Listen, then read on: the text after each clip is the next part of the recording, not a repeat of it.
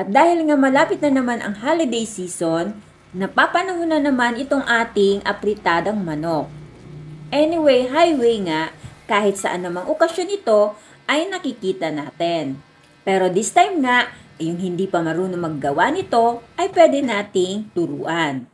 Dahil nga napakasimple lang ng mga sangkap nito, ay atin lamang itong lalagyan ng toyo, kalamansi at yung ating paminta. At ibababad lang natin ito ng buong magdamag o kahit 2 oras lamang. Sa isang pan, kailangan nating magpainit ng mantika. Dahil nga ipapan-fry natin itong ating mga patatas at ang ating carrots.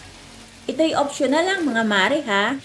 Nagiging maganda kasi yung texture ng ating gulay pag ito'y ating pinapan-fry. At kung nakikita nyo na nga medyo nagbabrown na ito, pwede na natin itong tanggalin, then set aside lang muna natin.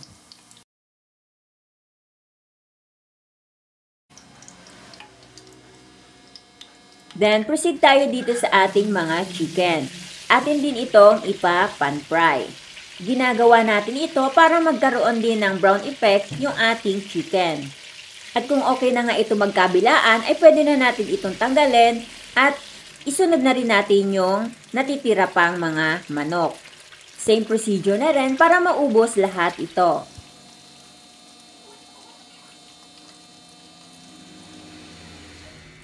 And after that, pwede na nating isangkot siya yung ating bawang. Then, pag lumabas na yung amoy nito, pwede na natin ilagay yung ating sibuyas hanggang ito ay mag-translucent din. Next, ay ilalagay na rin natin yung ating mga manok. Then, isangkot siya din natin ito para maging malasa yung ating mga chicken. At lutuin lang natin ito ng ilan pang minuto. At pagkatapos nga nito, ay pwede na natin ilagay yung ating mga carrots at yung ating patatas. Guys, huwag nyo itatapon yung pinagbabara ng inyong manok kasi ilalagay din natin ito dito.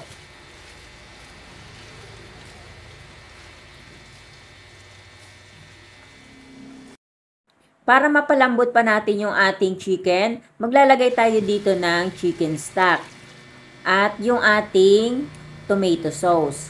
Bali, ang gagawin nyo pag wala kayong chicken stock, pwede kayong gumamit ng chicken cubes, then ilalagay nyo lang sa mainit na tubig.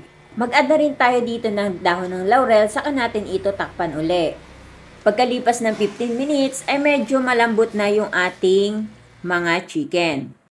At medyo na rin umuunti yung kanyang sabaw, kaya pwede na tayo ditong mag-add ng iba pa nating mga sangkap. Tulad ng ating paminta at ng ating patis. Guys, yung patis ay nakadepende sa panlasa ninyo. Kayo na lang po ang mag-adjust. Pwede kayo dito mag-add ng green peas. Ang ginamit ko ay yung nasa lata. Then yung ating bell pepper. Agree ba kayo mga guys na yung ating bell pepper ay siyang nagpapalasa dito sa ating apritada? Mas maganda nating ilalagay ay yung may green tapos yung may yellow. Para mas colorful yung dating ng ating apritada. Konting minuto na lang at luto na itong ating simple at masarap na apritadang manok. Kaya sa mga nahihirapang magluto ng ganitong recipe, itry nyo po ito. At sigurado akong magugustuhan ito ng inyong buong pamilya. Thank you for watching! Bye-bye! God bless everyone!